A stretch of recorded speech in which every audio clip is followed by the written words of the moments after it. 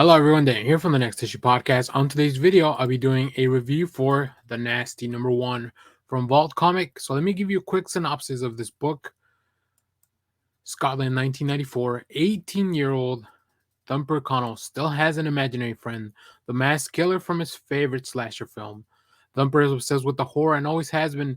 He fills his time with scary VHS rentals and hanging out with his fellow fans, the Murder Club. But everything changes when his local video shop acquires one of the notorious films known as Video Nasties, hence the name The Nasty. Films so scary that they're the target of the British Moral Decency League's crusade to ban and burn. But it's only a movie, right? It's all imaginary, isn't it?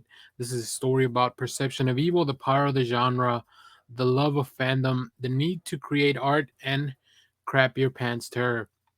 So I was lucky enough to read this a little while ago from Vault. They sent me a copy of this issue and the next one.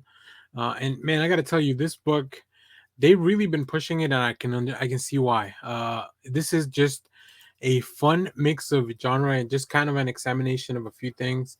What it's like to be a fan, what the art can mean in society and then to people, and how it brings people together.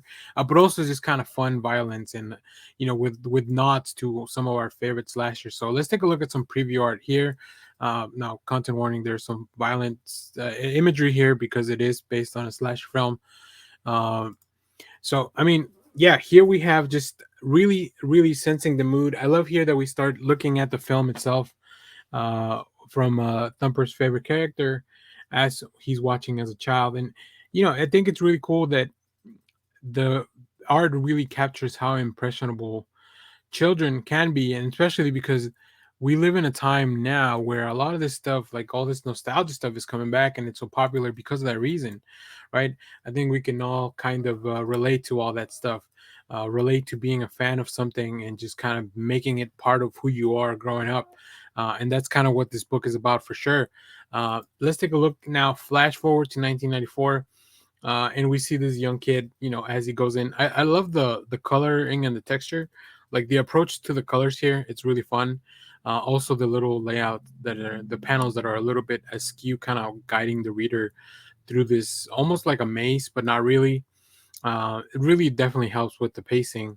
And then, of course, there's like all the little throwaways, like this cardboard cutout. Like, you never know really when the imaginary friend is there or not until we really get into it. So that's really fun. I think all of Thumper's friends from the Murder Club are really funny characters. Like, this book is actually pretty funny as well.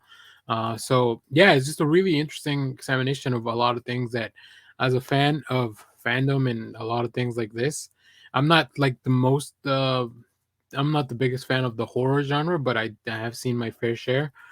So I can definitely understand how people would connect and just understand this.